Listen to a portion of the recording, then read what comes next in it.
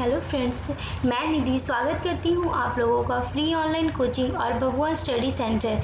तो हम लोग पिछले वीडियो में हम लोगों ने वैदिक साहित्य के इतिहास के बहुत सारे क्वेश्चंस को सॉल्व किया था, ठीक है। और आज हम लोग बौद्ध धर्म से संबंधित सारे महत्वपूर्ण क्वेश्चन जो कि सारे ही एग्जाम्स के लिए, गवर्नमेंट एग्जाम के लिए काफ़ी इम्पॉर्टेंट यहाँ से क्वेश्चन बनते हैं। और इस तरीके से हम लोग इन क्वेश्चन को सॉल्व करते करते बौद्ध धर्म के इतिहास को भी अच्छी तरीके से जान लेंगे। वैसे मैंने बौद्ध धर्म के इतिहास के बारे में वीडियो बनाया है, ठीक है। देखिए, पहले है महात्मा बुद्ध का जीवन परिचय, ठीक है, जिसमें जन्म, देखिए महात्मा बुद्ध का जन्म 583 ईसा पूर्व, ठीक है, 583 ईसा पूर्व में होता है, ठीक है। और जन्म स्थान कहाँ है? कपिलवस्तु से 14 मील दूरी पे लुम्बिनी वन में, ठीक है।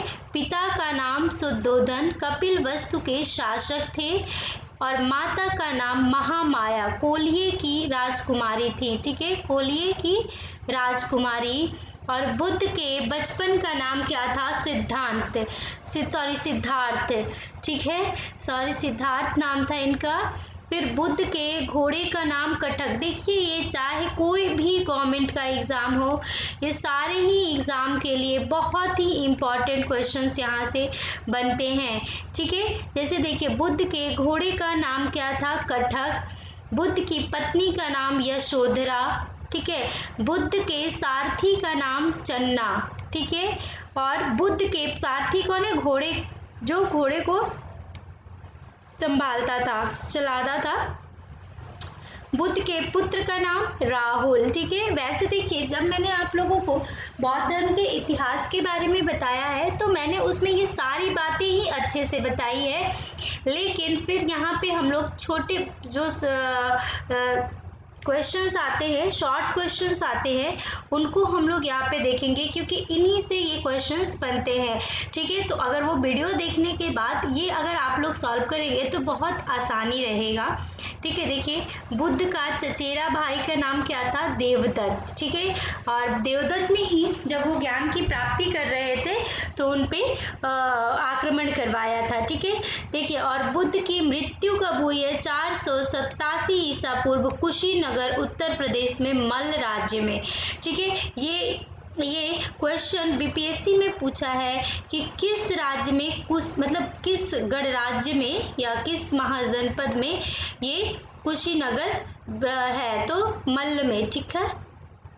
अब देखिए आगे, आगे है बुद्ध को ज्ञान प्राप्ति या कैवल्य की प्राप्ति कहाँ पे हुई थी? तो उन्हें बोध गया पीपल वृक्ष के नीचे, ठीक है। अब आगे देखिए, आगे है बौद्ध धर्म के प्रवर्तक महात्मा बुद्ध का जन्म 463 ईसा पूर्व में नेपाल की तराई में स्थित कपिलवस्तु के इस ग्राम में शाक्य क्षत्रिय कुल में हुआ था। इसका मतलब पूछ रहा है। देखिए, यहाँ पे कितने सारे क्वेश्चंस पूछ लिए, क्वेश्चंस मतलब ये पॉइंट में कितने सारे क्वेश्चन बन रहे हैं। जैसे देखिए, बौद्ध धर्म के प्रवर्तक कौन है? महात्मा बुद्ध, ठीक है, जिनका जन्म 463 ईसा पूर्व की नेपाल के क्षेत्र में हुई थी, ठीक है। तो देखिए, ये यहाँ पे ये गलत दिया हुआ है क्योंकि हम लोग ने देखा था 583 ईसा पूर्व में इनका जन्म हुआ था, ठीक है। तो इनका जन्म कब हुआ है? 583 ईसा पूर्व में। और यहाँ सॉरी देखिए, यहाँ पे ये मैं इरेज कर देती हूँ इसको, ठीक है। अब आते हैं हम लोग, तो इनका देखिए यहाँ पे बोला है 463 ईसा पूर्व, बुद्ध का जन्म 463 ईसा पूर्व, जो कि ये गलत है। यहाँ पे ये गलत दिया हुआ है, ये गलत है, ठीक है। ये 403, देखिए, बौद्ध धर्म के प्रवर्तक महात्मा बुद्ध का जन्म 500, ठीक है, 83 ईसा पूर्व में हुआ था, ठीक है। और नेपाल की तराई में स्थित कपिलवस्तु के इस ग्राम को शाक्य क्षत्रिय कुल में हुआ था, ठीक है। अब आगे देखिए, अरे सॉरी, ये क्या, हाँ अब देखिए ये क्वेश्चन एमपीपीसीएस में 2004 में ये क्वेश्चन पूछा गया है। ठीक है, अब देखिए आगे, महात्मा बुद्ध के पिता का नाम शुद्धोधन था। तो जैसे देखिए यहाँ पे मैंने क्या बताया आपको कि इसमें से ये बहुत सारे क्वेश्चन, देखिए बौद्ध धर्म के प्रवर्तक महात्मा बुद्ध का जन्म 583 ईसा पूर्व, यहाँ 463 दिया है, ये हम लोग 583 करेंगे ईसा पूर्व में नेपाल की तराई में स्थित कपिल वस्तु के इस ग्राम में हुई थी। किस ग्राम में हुई थी? तो लुम्बिनी में हुई थी। ठीक है, लुम्बिनी ग्राम में हुई थी, कपिल वस्तु के लुम्बिनी ग्राम में। और ये क्वेश्चन एमपीपीसीएस का 2004 का पूछा हुआ क्वेश्चन है। ठीक है, मैंने बताया कि यहाँ से काफी इंपॉर्टेंट क्वेश्चंस बनते हैं। अब देखिए, महात्मा बुद्ध के पिता का नाम शुद्धोधन तथा माता का नाम महामाया था, जो कोल्ही गणराज्य की राजकुमारी थी। ठीक है, यहाँ से भी दो क्वेश्चन बनते हैं। एक सप्ताह पश्चात ही माता की मृत्यु के कारण इनका पालन पोषण किया था। किसने किया था? मौसी प्रजापति गौतमी ने। ठीक है, अब आगे देखिए, प्राचीन भारत के बौद्ध मठों में परवन नामक समारोह आयोजित किया जाता है। जो परवन नामक समारोह, देखिए यहाँ से भी क्वेश्चन बनता है कि परवन नामक समारोह किससे संबंधित है? तो बौद्ध धर्म से संबंधित है। ठीक है, और कब किया जाता है? वर्षा ऋतु के दौरान मठों में प्रवेश के समय भिक्षुओं द्वारा किए गए अपराधों के स्वीकारोक्ति का अवसर होता है, और उसे ही हम लोग परवन नामक समारोह कहते हैं। ठीक है, तो ये क्वेश्चन भी यहाँ से बनता है कि परवन जो समारोह है वो किससे संबंधित है? तो बौद्ध धर्म से संबंधित है। अब देखिए, बौद्ध संघ में प्रविष्ट होने को क्या कहा जाता है? तो उपसंपदा कहा जाता है। ठीक है, बौद्ध धर्म का सर्वाधिक पवित्र एवं महत्वपूर्ण त्योहार है वैशाख पूर्णिमा। ठीक है, तो अब आगे देखिए, आगे है बौद्ध धर्म के सर्वाधिक पवित्र महत्वपूर्ण त्योहार क्यों कहता है? क्योंकि वैशाख पूर्णिमा को ही क्यों मनाया जाता है? क्योंकि इनका जो जन्म हुआ है, बुद्ध को जन्म भी वैशाख पूर्णिमा में, उनका विवाह भी वैशाख पूर्णिमा, और उन्हें ज्ञान की भी प्राप्ति वैशाख पूर्णिमा को ही हुई थी। ठीक है, इसलिए बौद्ध धर्म में यानी बौद्ध अनुयायियों के लिए वैशाख पूर्णिमा एक सर्वाधिक पवित्र एवं महत्वपूर्ण त्योहार के रूप में हो जाता है। ठीक है, इसीलिए बौद्ध धर्म के में वैशाख पूर्णिमा का, जिसे हम लोग बुद्ध पूर्णिमा के नाम से भी जानते हैं, इम्पॉर्टेंट होता है। ठीक है, अब आगे देखिए, बौद्ध धर्म के पवित्र 8 स्थल है। ठीक है, यहाँ से भी इम्पॉर्टेंट क्वेश्चन बनता है, बौद्ध धर्म के पवित्र 8 स्थल कौन कौन से हैं? तो देखिए, कुशीनगर, ठीक है, यहाँ से लुम्बिनी, देखिए लुम्बिनी, ठीक है, गया, सारनाथ। ये क्यों है? देखिए, जैसे लुम्बिनी में उनका जन्म हुआ था, फिर गया में उन्हें ज्ञान की प्राप्ति हुई थी, सारनाथ में उन्होंने प्रथम अपना जो धर्म चक्र प्रवर्तन के नाम से जिसे हम लोग जानते हैं, जो पहला ज्ञान उन्होंने दिया था वो सारनाथ में दिया था। कुशीनगर निर्वाण की प्राप्ति हुई थी। श्रावस्ती, उन्होंने सबसे ज्यादा जो उपदेश दिया था वो श्रावस्ती में दिया था।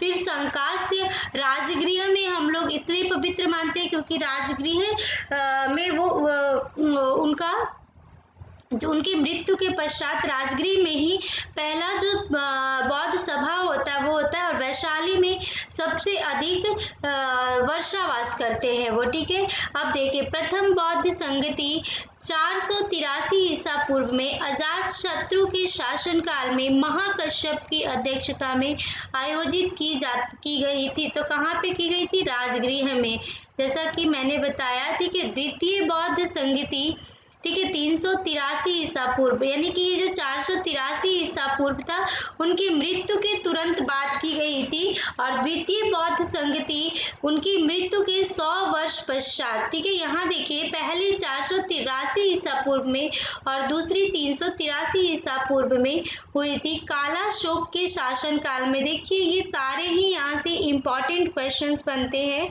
ठीक है, कालाशोक के शासन काल में साब कमीर की अध्यक्षता में। ठीक है, यहाँ पे ये साब कमीर लिखा है, कहाँ कहीं कहीं पे सपाकम भी लिखा रहता है कि अध्यक्षता में आयोजित की गई थी, कहाँ पे, वैशाली में। ठीक है, अब आगे देखिए, तृतीय बौद्ध संगीति 251 ईसा पूर्व में सम्राट अशोक के शासनकाल में मोगालीपुत्र के अध्यक्षता में आयोजित की गई थी, कहाँ पे, पाटलिपुत्र में। ठीक है, आगे देखते हैं, चतुर्थ बौद्ध संगीति ईसा की प्रथम शताब्दी में कनिष्क के शासनकाल में वसुमित्र की अध्यक्षता, अश्वघोष उसके उपाध्यक्ष थे। ठीक है, देखिए ये जो अध्यक्ष है वो वसुमित्र थे और अश्वघोष उसके उपाध्यक्ष थे।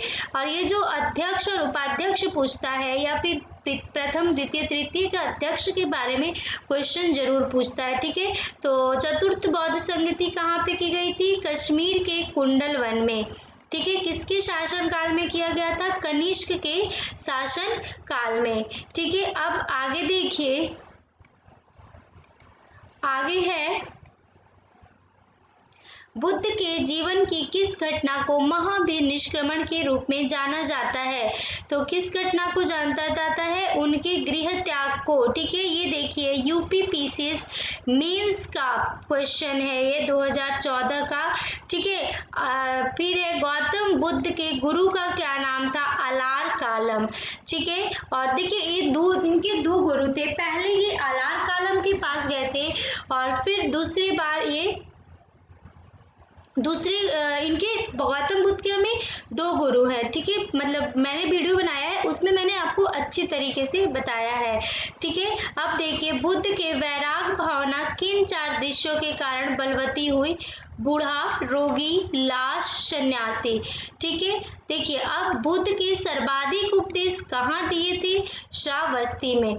ठीक है, जैसा कि मैंने आपको पहले भी बताया। अब देखिए, वह अद्यतन बौद्ध साहित्य जो बुद्ध के विभिन्न जन्मों कथाओं के विषय में है उसे क्या कहा जाता है, जातक कथा। जातक कथा में बुद्ध के पूर्व जन्मों का, ठीक है, उसकी कथा प्राप्त होती है। त्रिपिटक धर्म का क्या है, बौद्धों का। त्रिपिटक किस धर्म का ग्रंथ है, तो बौद्ध धर्म का ग्रंथ है। कौन कौन से, सुत्त पिटक, विदय पिटक और अभिधम पिटक।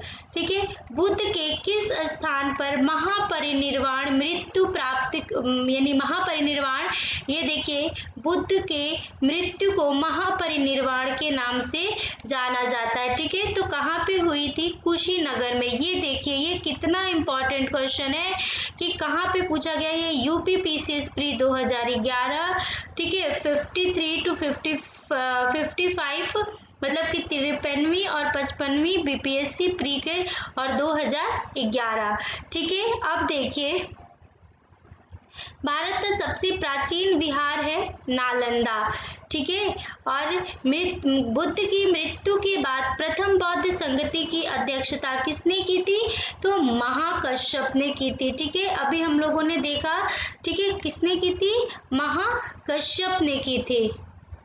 ये इम्पॉर्टेंट क्वेश्चन बनता है। नागा अर्जुन कौन थे, तो बौद्ध दार्शनिक थे। ठीक है, कौन थे, बौद्ध दार्शनिक थे। और किस नगर में प्रथम बौद्ध संगति सभा आयोजित की गई थी, राजगृह में। ठीक है, राजगृह में प्रथम बौद्ध संगति या सभा आयोजित की गई थी। अष्टांगिक मार्ग की संकल्पना अंग है।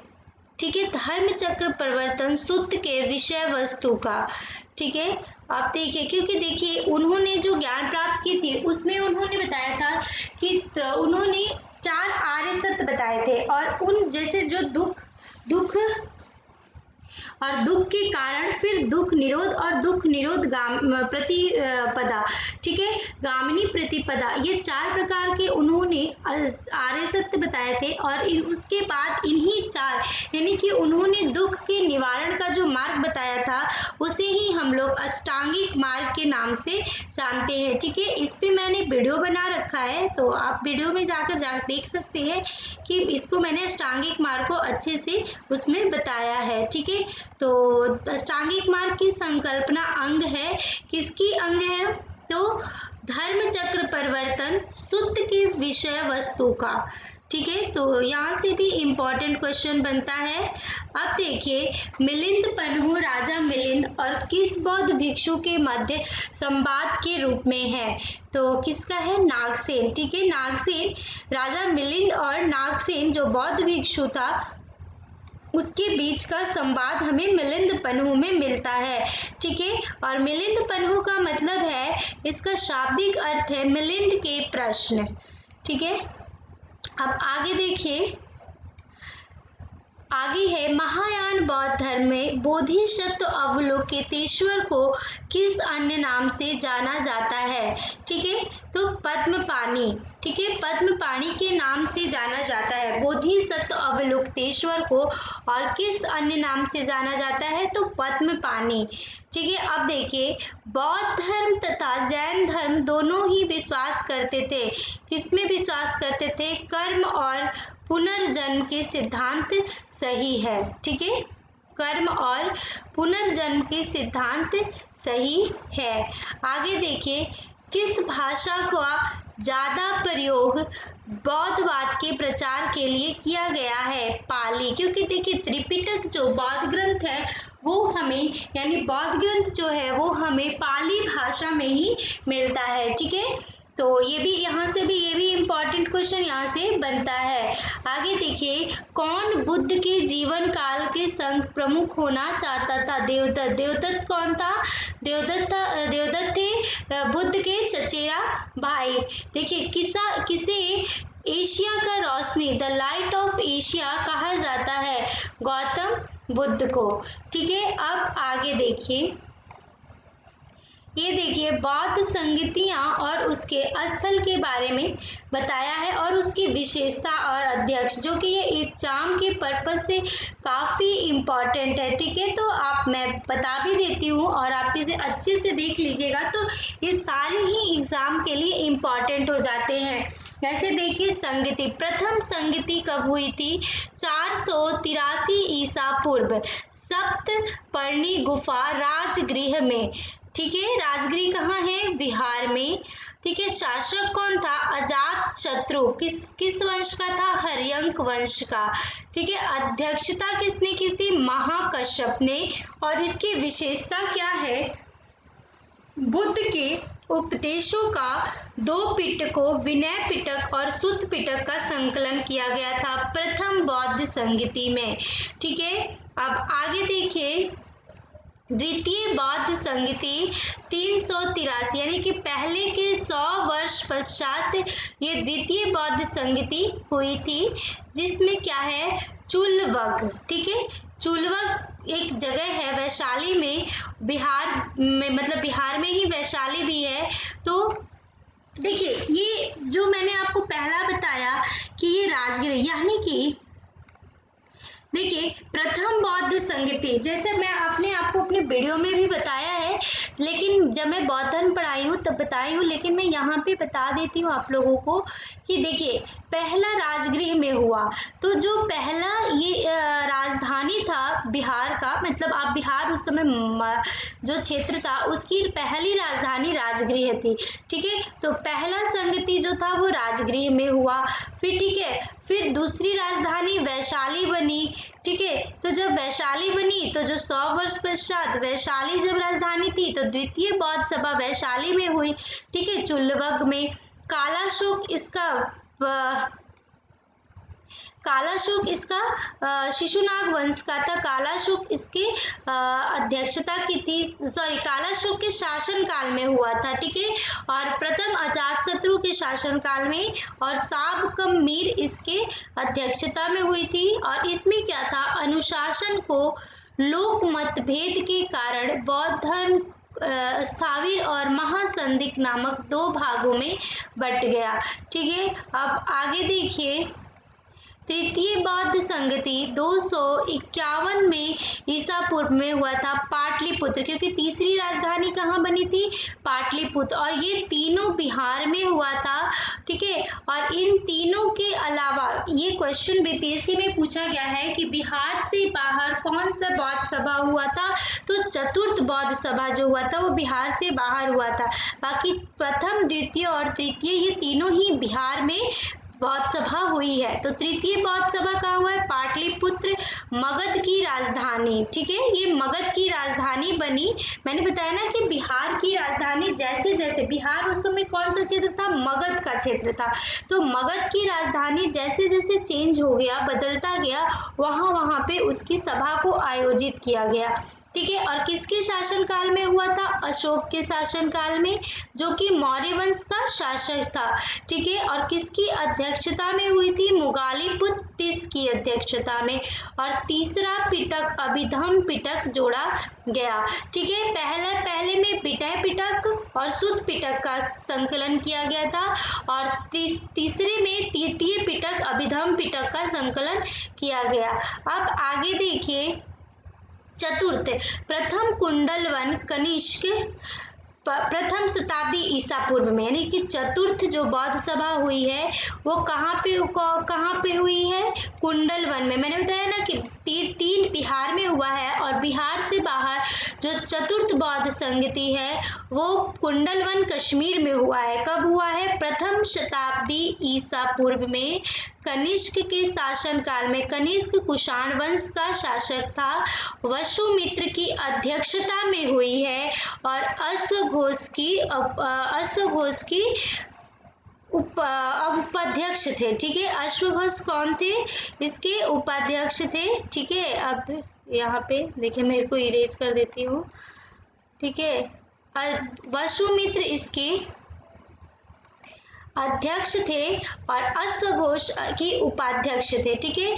अब बौद्ध धर्म दो संप्रदायों हीनयान और महायान में विभाजित हो गया, ठीक है। इसी में चतुर्थ बौद्ध संगति में ही बौद्ध धर्म जो था हीनयान और महायान में विभाजित हो गया। और मैंने हीनयान और महायान के बारे में वीडियो बना रखा है, तो आप मेरे प्लेलिस्ट में जाकर देख सकते हैं। अब आगे देखिए, बौद्ध धर्म एवं जैन धर्म दोनों के उपदेश किसके शासनकाल में दिए गए थे?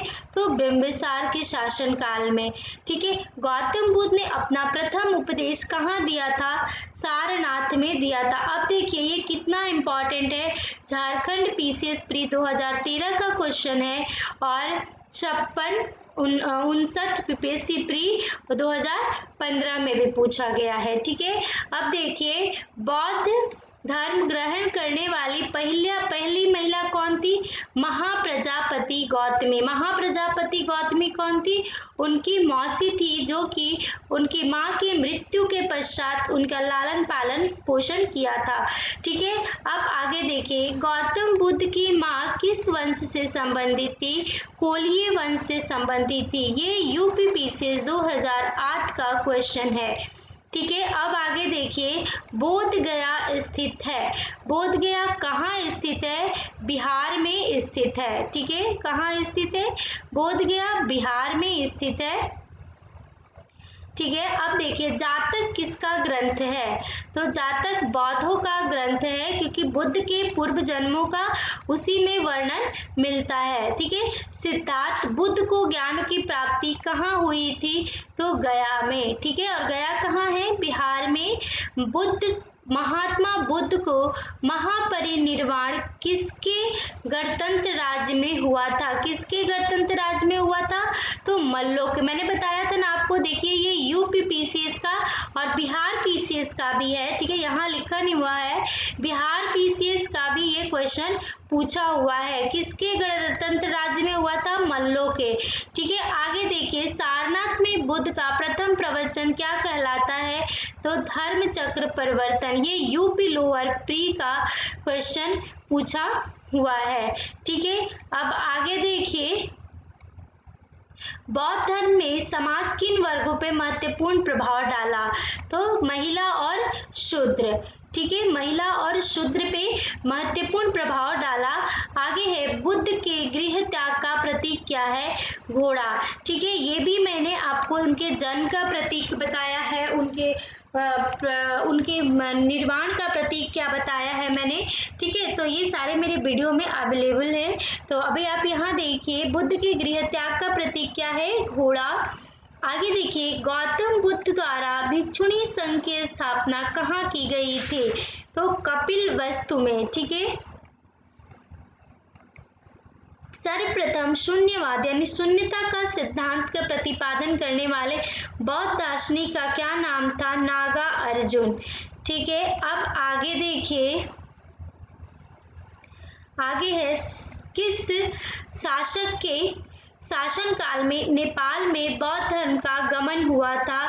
तो अशोक। ठीक है, अब आगे देखते, सांची क्यों विख्यात है? सबसे बड़ा बौद्ध स्तूप। देखिए, यहाँ से एक और क्वेश्चन आता है, ये सबसे बड़ा बौद्ध स्तूप के रूप में तो विख्यात है, लेकिन एक क्वेश्चन पूछा गया है बिहार पीसीएस में कि कौन सा मतलब स्थान जो बुद्ध से संबंधित नहीं है, यानी बुद्ध से संबंधित नहीं है। तो ऑप्शन में दिया हुआ था, जैसे लुम्बिनी दिया हुआ था, सारनाथ दिया हुआ था, गया और सांची। तो सांची, क्योंकि सांची में सिर्फ बौद्ध एक स्तूप है वहां पे, लेकिन बुद्ध वहां पे कभी भी नहीं गए थे और ना ही उनसे संबंधित है, मतलब कि ना ही उनकी माँ थी या कुछ भी, वहां से कोई वहां से संबंध नहीं है। सांची सिर्फ उनका बौद्ध स्तूप है, जो कि सबसे बड़ा बौद्ध स्तूप के रूप में सांची के स्तूप को जाना जाता है। ठीक है, अब आगे देखिए, बुद्ध के जीवन से जुड़े प्रतीक। बुद्ध से जीवन से जुड़े प्रतीक, जैसे देखिए, सबसे पहले बुद्ध के गर्भ में आना, हाथी। ठीक है, जन्म, कमल या अवसांड। ठीक है, इसका मैंने आपको कहानी भी बता रखी है, तो ये मेरे वीडियो में जाकर आप देख सकते हैं, क्योंकि यहाँ काफी लंबा वीडियो हो जाएगा और यहाँ पे हम लोग सिर्फ क्वेश्चन सॉल्व कर रहे हैं, जो कि सारे गवर्नमेंट एग्जाम के पर्पज से काफी इम्पोर्टेंट हो जाते हैं। ठीक है, अब आगे देखिए, गृह त्याग घोड़ा। ठीक है, और ज्ञान पीपल बोधि वृक्ष, पद चिन्ह निर्वाण पद चिन्ह, मृत्यु स्तूप, यौवन सांड, समृद्धि शेर। ठीक है, इस तरीके से बुद्ध के प्रतीक है उनसे जुड़े हुए। अब आगे देखिए, बौद्ध शिक्षा का केंद्र था, कहाँ पे था बौद्ध शिक्षा का केंद्र? विक्रमशिला। ठीक है, और भारत में सबसे बड़ा स्तूप कहाँ स्थित है? तो सांची में स्थित है। और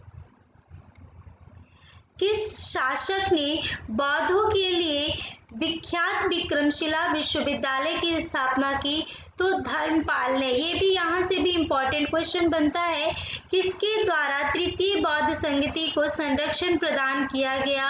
अशोक के द्वारा।